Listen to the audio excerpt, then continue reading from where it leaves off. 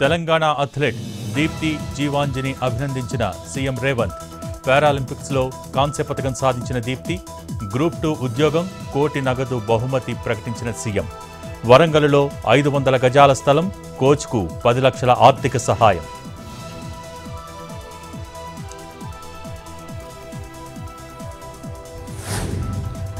ప్రధాని మోడీకి నా భర్త ఎప్పటికీ తలవంచరు. బీజేపీ రాజకీయ ప్రతీకారానికి పాల్పడుతోందన్న సునీత కేజ్రీవాల్. పార్టీలను చీల్చడం ఎలాగో వారికి బాగా తెలుసని ఫైర్.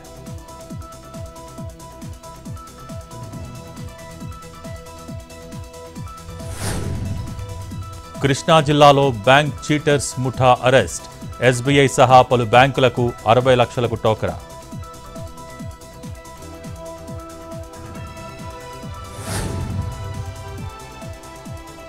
అంబేద్కర్ కోనసీమ జిల్లా రావులపాలెం ఘటనపై దర్యాప్తు. ప్రగతి నర్సింగ్ హోంపై దాడి కేసులో 6 అరెస్ట్. కామారెడ్డి జిల్లా బాన్సువాడలో పెరుగుతున్న అతిసార కేసులు. రోగులతో కిక్కిరిసిపోతున్న ప్రభుత్వ ఏరియా ఆసుపత్రి. ప్రజలు అప్రమత్తంగా ఉండాలని సూచిస్తున్న వైద్యులు.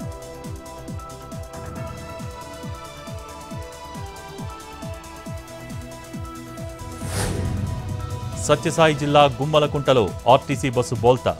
నల్లమాడ నుంచి అనంతపురానికి వస్తున్న సమయంలో ఘటన. ప్రయాణికులకు స్వల్ప గాయాలు.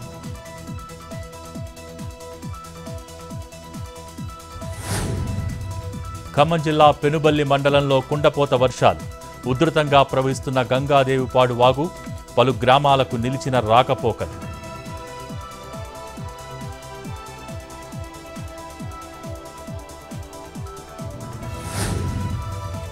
కృష్ణా జిల్లా పెదపారుపూడి మండలంలో వరద బీభత్సం. వరద ముంపునకు వేలాది ఎకరాలు నీట మునక. పంట పొలాల్లో 6 అడుగుల ఎత్తులో ప్రవహిస్తున్న వరద. దోసపాడు, పెదపారుపూడి హైస్కూల్లో ఆశ్రయం పొందుతున్న బాధితులు.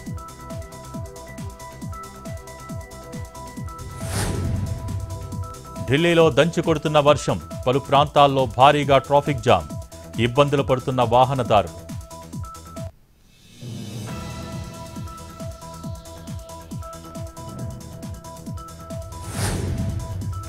ఉత్తరాఖండ్ ఉత్తరకాశీలో భయాందోళన. వరుణావత్ పర్వతం నుంచి విరిగిపడుతున్న కొండచర్యలు. సురక్షిత ప్రాంతాలకు స్థానికుల తరలింపు.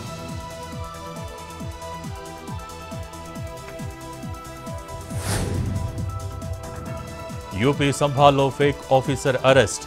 అక్రమాలకు పాల్పడుతుండగా పట్టివేత.